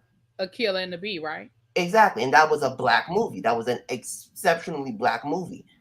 Zendaya Right. started on Disney Channel, which though Disney Channel has a history of starting a few black careers, it's largely a white-centered and white-focused network. So yeah, there's going to be differences because their audiences started off differently. Their audiences are still different now, I think, because as far as I know, I feel like Kiki is more of a comedic actress, less than a dramatic actress. She takes dramatic roles more often now, but she's largely been in comedies. So let me ask you this question, because I hear you, your points are valid. But let me ask you this question: Do you think that Zendaya has had those opportunities to be a part of quote unquote white Hollywood because she's a lighter? You know what I'm saying? Like that's what people are saying. People are saying yes, she's crossed over and she's a part of white Hollywood. Do you? I mean, would you say that it's because of her look, or do you think it's because of the projects that? Are you saying it's because of the projects that Kiki Palmer chose to take early on in her career that sort of put her in that box, or do you think she took those projects because that's what was offered to her versus Zendaya? You see what I'm saying? I can see that, but I think that it's very because well, first of all, I don't believe that Zendaya ever had a crossover period. I feel like she was always in that box, so I don't think she ever had to cross over. I think like Kiki made a purposeful, and she's always spoken about this. I love Kiki, and she's always said that she's made purposeful decisions in her career because she wants to make art that makes her happy. So I feel like there are some things that Kiki isn't willing to do that Zendaya would. For example, Gotcha. I don't think Kiki would ever do a Euphoria. She would never take a role like Euphoria. I don't think she would ever do that. She would never take a Malcolm and Marie because I feel like that's not something that Kiki would want to do. But Okay. though, and But those movies and those shows, those are what we like to call award bait. Those are shows that are meant for awards. They are meant to get critical acclaim. Kiki has found her niche in cult in what is it? Cult classics and or things that will become cult classics. No, I Got you. disagree What you think, respectfully. Mo? And hey, Hey, thanks for coming up. What of you think? course. I just want to give my insight. I just disagree, like into what you were saying, Xavier. Zendaya never needed to cross over, and that's a problem. The way that and let's not act like Hollywood wasn't looking for any light skinned, curly headed girl at one point, and Zendaya is that. I think, like Lipstick said, Kiki thought that was a knock at her resume when it wasn't. You were the first, the youngest host, and I definitely love the Kiki Palmer talk show, but that was on BET, you know, and we all know that that's not the same platform as Zendaya has been getting over the years. She's on a Spider-Man movie, and that's just incomparable. Now this is Kiki's first breakout, crossover role, which is awesome, but I'm one of those people that feel like she should have, you know, been crossed over like that. Like doesn't, she's not offended because she's been getting paid. She loves the black culture and she's, happy to contribute to that. But her fans want to see her get these Oscar nods. Her fans want to see her have this mainstream success. And let's be real, Hollywood wasn't checking for dark skinned people for a long time. And she actually just came out saying that she got so upset over a role that she didn't get. It was "Are we there yet?" And you know, the girl who got it was light skinned. I don't want to go into that, but the girl who ended up getting that role was light skinned. So So let me ask both of y'all this question because both of y'all points are valid, and I'm loving what I'm hearing. So let me ask y'all this question: do you think that? Because sometimes I guess my question is, what came first, the chicken or the egg? So I agree that Kiki has her career track has been more on the urban side of things. But is it because of necessity or is it because of choice? And the reason why I say that, I use Whoopi Gold. Y'all know I love Whoopi. I use Whoopi as an example.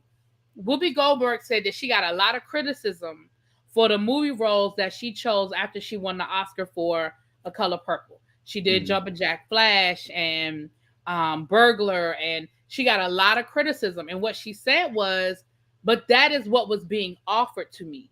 So Mm. yes, I won an Oscar, and people thought that meant that the sky was going to open up for me. But yet, I was still getting offered these roles, and I had to pay the bills, so I took those roles. Yep. And so I say, if Kiki didn't choose those roles, would she have worked at all? You see, you know what I'm saying? Like, did Right. she? Because she has had some great opportunities. I mean, Yeah. she has done some mainstream things, but Yeah. like somebody said, I think Xavier said, and people in the chat were saying, is she choosing to be more selective in her roles, and she wouldn't choose to take a role like a Euphoria, which would have catapulted her, or was she never even offered those kinds of roles? Y'all see what I'm saying? That's my thing. I don't think she was ever offered. Well, let's be real. Drake is behind Euphoria, and I don't think he was looking for a Kiki Palmer in that role. I think Kiki Palmer would have blown some role, not best necessarily Zendaya's role, but I think if offered the opportunity, Kiki would have got a role in Euphoria. I'm sorry, she didn't win for The Color Purple, but The Color Purple won for Best Picture that year, so she still got an Oscar, And I and then love Ghost. Molly, you a she got the danger Oscar for girl. Ghost, yeah. But but just the notoriety she got after the movie, I guess. Yeah. But yeah, But I also think that thank you, Diamond Pearl. but I think there's a how do I say it? There's always some pushback when black actors sometimes abandon their core audience that they start out with. And we've seen it from Whoopi herself. She's also said that some black people have called her names because she did more white, That's what we true. would quote unquote white movies. And I Mm. don't think some actresses don't want to go through that because we see it with Halle Berry. Halle Berry used to be a black movie actress, and then she won the Oscar, and then she started losing all her I damn don't think credits. that's it. Kiki Palmer always got a job, She always got a job. It really don't matter if it's black. She was at the Met Gala. She be doing interviews for Vogue. She can definitely move in these white spaces, but she has never had the opportunity. But she has now because she's a meme. I'm so sorry to this man. I do not know this man. It's your girl. She's known as an internet personality and as, more than an actress now. And I think people are really starting to cherish her because we know her, in a 360 sense. I'm going to stand by that. Like, I really don't think Hollywood was checking for her before she went viral. For real. Right. Hollywood or do you mean white Hollywood or black Hollywood? Hollywood, listen, Black Hollywood has always embraced her. We ain't talking about Black Hollywood. Clearly, Black Hollywood is, we riding for Kiki. We talking about crossing over mainstream. But I think Kiki doesn't want to do with the You think deal Kiki with don't want to the be mainstream? I don't not now necessarily she doesn't want to be mainstream, but I don't think she wants to deal with the She pushback definitely that will hosted come with. the VMAs, so I think she can do it. I didn't say she couldn't do it, but I just think she doesn't want a certain level of pushback when it comes to roles. Because being on an I award don't show know. is different, but She just being did Buzz Lightyear's movie. Yeah, because the reality is this, and we know this to be true. And I think this is again what came first, the chicken or the egg. We know that it's not just about having the right look; it's also about playing the game. Because you can have the right look, and if you refuse to play the Hollywood game, then you're not going to be in those spaces. And so again, I don't know Kiki Palmer from a hole in the wall, but Kiki Palmer has always seemed like she comes off as someone who marches to Headstrong, the beat yeah, of her own drum. yeah. And again, I'm wondering if she refused to play the Hollywood game, and she's where she is. Maybe. that's what I think. Because I don't think that she would Hi, put up with a lot of Marshall. shit that Zendaya would. I was having some technical difficulties, but I'm gonna Well, I get know her and her mother have been together. They've been doing this journey for the longest. They used to go back and forth in their caravan from Illinois. So I feel like they doing this to do it big. Like I don't think I definitely think she doesn't. She ain't about to sell her soul for notoriety, but they are not doing this to not be mainstream. I feel like Kiki, and she's so versatile in her work.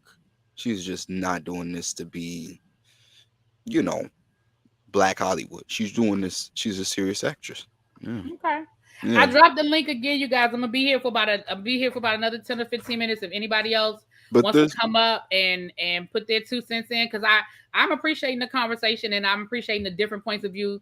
I love how we have people with two different points of view, but we having a very civilized conversation, and I appreciate that.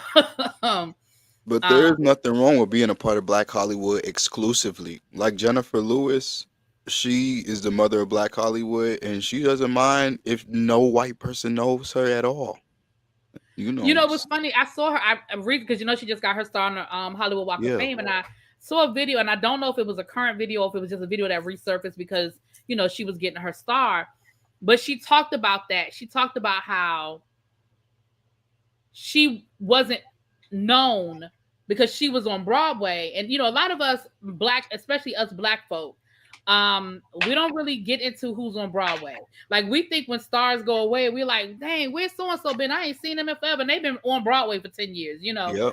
And she was saying how she didn't really quote unquote make it in and well, not just black, but make it in Hollywood. She was on Broadway, but she was known in Broadway. And she said, I was teaching Black Hollywood because all of them were coming to see me, and all of them were reaching out to me, asking me, for advice and things like that. And so she was like, Yeah.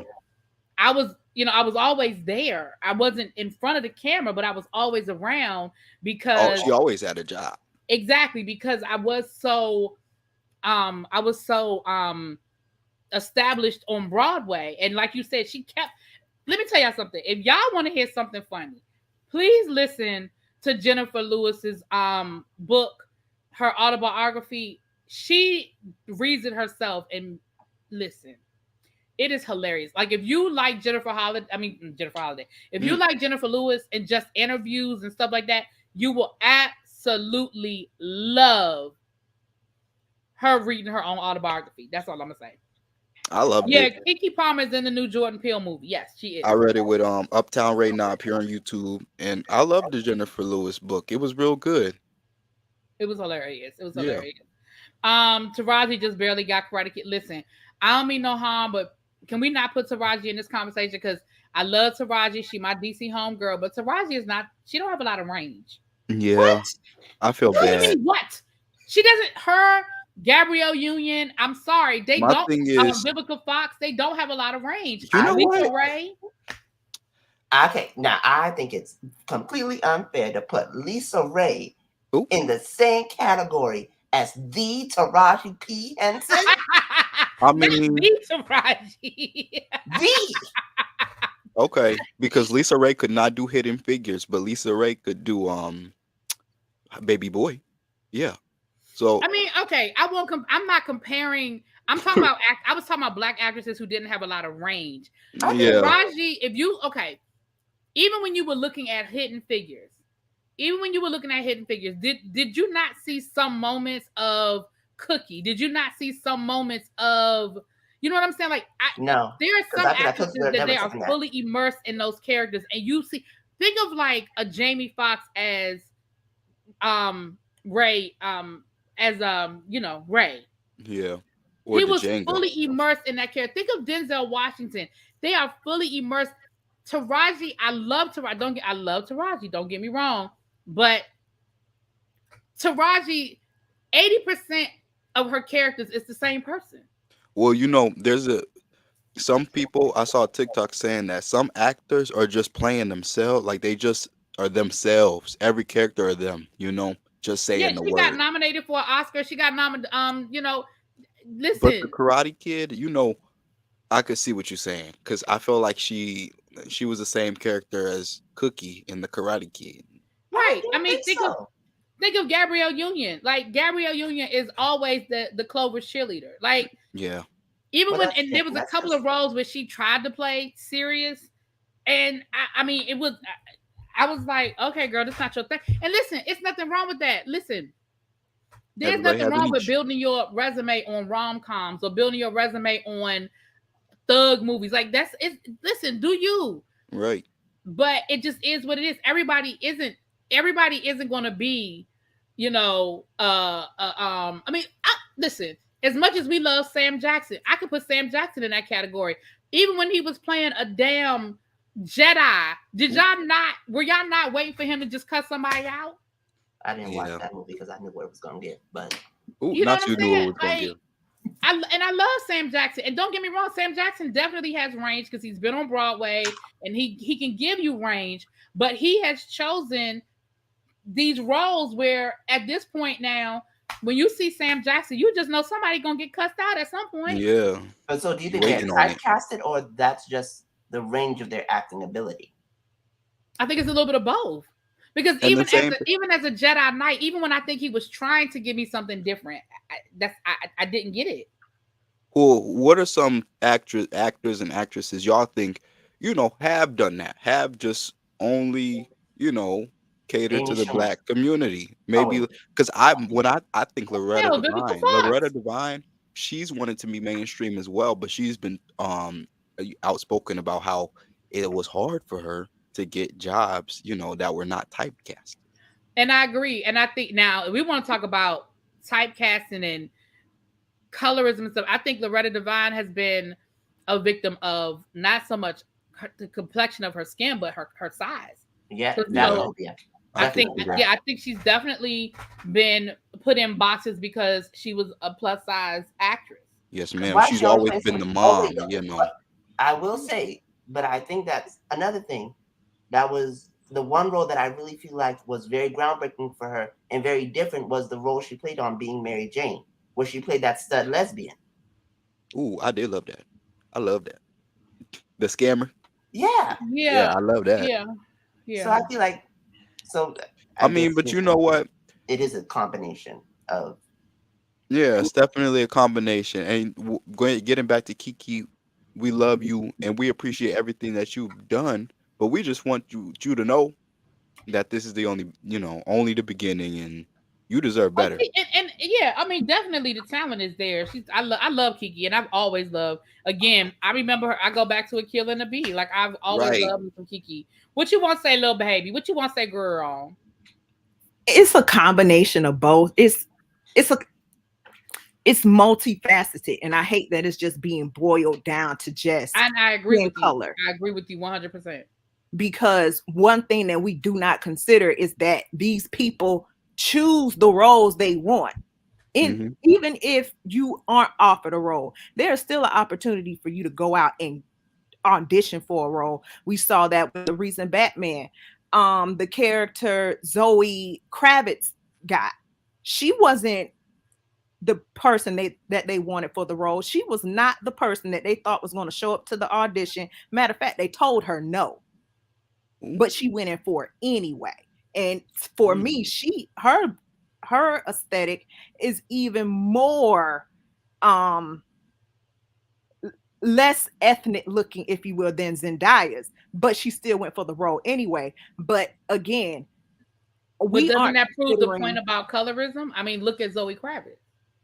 Yeah, that's what I'm saying. Like, it's an amalgamation of a lot of things. We aren't considering why that maybe Kiki doesn't have a lot of these roles because maybe she doesn't want them.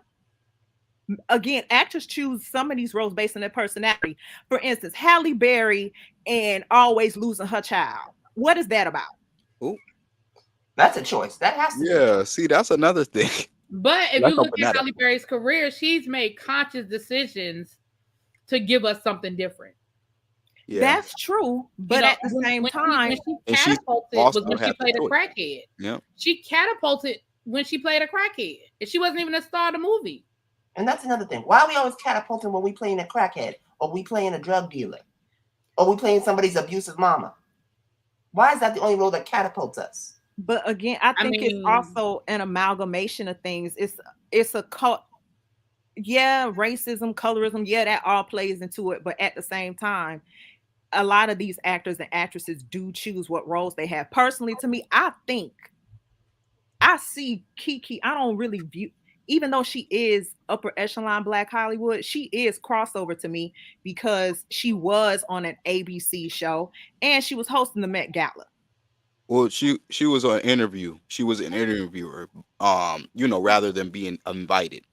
But she did host the VMAs, so Right. To me, she is mainstream.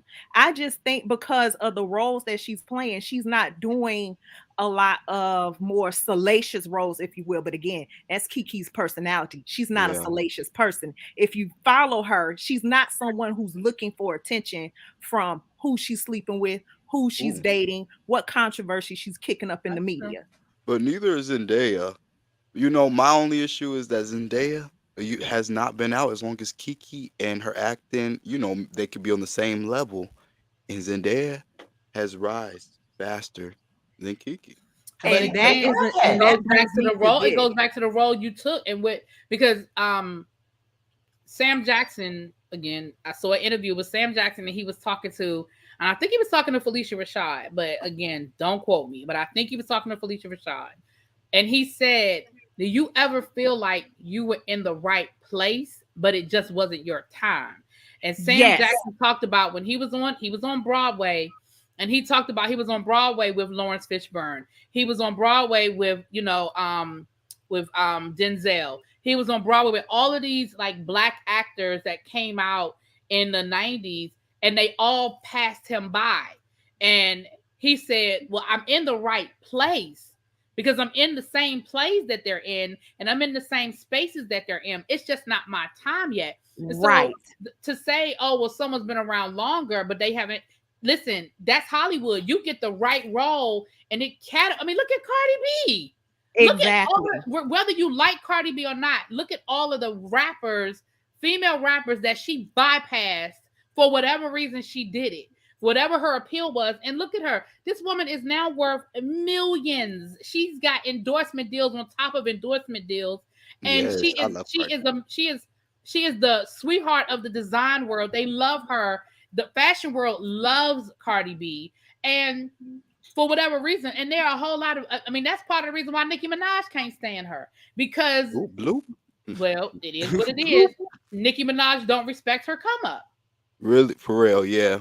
You're right. You spit in And again, facts. that brings me to my point. It's not, I don't like to boil it down to just skin color because there is a timing in this. We don't know if Zendaya may be around for another 5-10 years. We can right now, some of us may say, oh, she's gonna be around for another 20, but we don't know for certain. And we don't know if Kiki may hit her stride in her 40s or her 50s. We don't know. Everything happens in divine timing. So we just can't say that because someone just showed up that they don't deserve to be where they are, or because someone's been working longer that they should be further along. We don't know.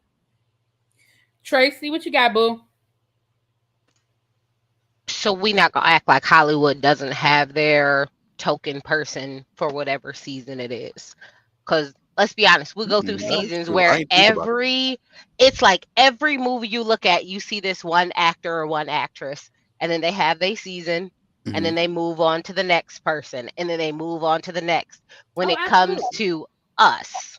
Now there's other actresses that have these really long spans of time, but it's like we need our token, biracial looking, racially ambiguous. We need our token chocolate. We need our token heavy set. It's like they want and that's where they fill them. And it's like, oh, we need this. We're going to go to this person. And it seems like they saturate everything with it. So even if you think back, you're like, oh, if you think back to your like 90s romantic comedies, and for Black people, you're like, okay, well, it's gonna be like Sanaa Lathan. You're gonna see a lot of Michael Epps. There's just people that you think of when you think of these type of movies because they were in all of them, and then they all just kind of went away, and then they all just went on and moved on to do other things. So when it comes to us, I really think that the industry says this is going to be our token whoever, and we're going to back this person, and we're going to put them in, on, and around everything we could possibly get them on, because this is the person that we want to put it behind. But it's never going to be too many all at one time. Like, we definitely, I definitely agree with that. I've said that before too. It's like, it's almost like, especially when it comes to female Black Hollywood, it's almost like they can only be one at a time. Excuse me, one at a time. I agree. I agree with you 100%.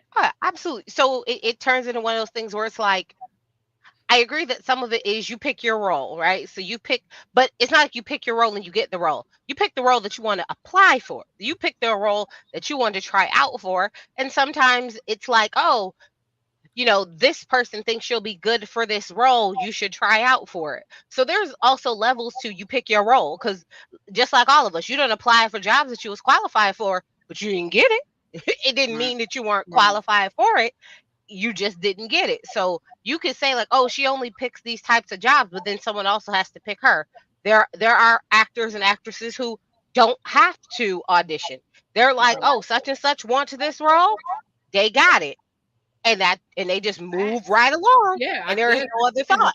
I don't think Keke Palmer is in that category where they're like, oh, she wants it, let's stop and move on. Like, I don't feel like she's there, not because she isn't talented and great, but I think that when they're looking to typecast somebody, they're like, oh, we need someone who can play to both audiences. We're gonna throw Zendaya in there. Like, she seems to be the easy fit.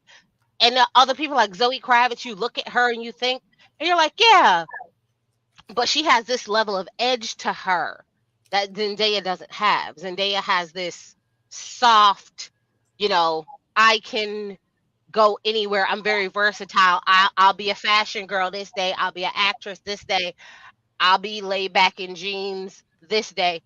Where Zoe kind of has that edge where you look at Zoe and you're like, Zoe is boring. There's this edge, not even to her personality. It's her look. Like, her look has an edge to it. So she may be boring as a person. I don't know nothing about her. I'll be honest. Zoe is boring. She's a boring. But when you look at her, like, you look and you're like, oh, she has this very edgy look and appeal to her. So sometimes it is typecasting. But I think all of it turns into, do I think that it has something to do with color? Yeah, probably. Absolutely, but I don't think it's necessarily that they're not picking her because of her of Kiki's skin complexion. I think it's more so they know what they want to see in this movie, and they go for a look, and then find the actor or actress that will kind of fit what they're looking to see on screen when they're kind of putting their picture together, That I is got kind true. of deal. Nothing So but facts. so I think it's one of those fun times of I got multi-level. you. I got you. Well, I want to thank y'all for coming up and get ready to get off of here so I can get my dinner and then Hey, get some reviews out. Xavier, you know, you one of my faithful. Thank you, Boo. Lil Baby, my mod, one of my faithful. Tracy, my producer, y'all. You know, Tracy be sending me stories and she be blowing up my Instagram, child. And I appreciate you. not And the Mo, thank you for producer. coming up. Now, Mo, do you have a channel or something? Because you No. Mo Media, so I don't know if you have something. Yes, I got Okay, a channel. I do you have a YouTube channel. yeah, I have a YouTube channel. I just do, pop culture and all that. And then I will be picking up Love and Hip Hop. It's my first TV review, so I'm gonna Okay, be love and hip hop. So Mo, yes. it's called. We can find you at Mo Media. I'm Yeah. gonna subscribe right now because I've seen you popping in. All right, so y'all check out Mo Media. You guys go over there. He's gonna give y'all some And celebrity like the news. video, y'all. Make sure y'all do that. Oh, thank you, babe. Thank you. Okay, I'm gonna All try. right, Mo Media. Thank you for coming up and thank y'all. And I'm getting ready to head on out. Like I said, I can get my dinner. I'm gonna MEDIA. I'm gonna go ahead and subscribe to Mo Media right now because I know my brain. I will forget, child. And I'm gonna put the link in the chat. I'm gonna put the link for his channel in the chat, y'all. So y'all can go ahead and subscribe to Mo Media. Please, on your way out. Hold on, child. Let me get it in here. Here it is right here. Please, on your way out. Hold on, child. Let me get it in here. All right, that's the link for Mo's channel. Y'all go check him out. Please subscribe. Thank y'all for coming up. Thank you for the conversation. It was a really good conversation. I appreciated it. And I will see y'all later. Mwah. Peace. Hit the like button on your way out. Thank you.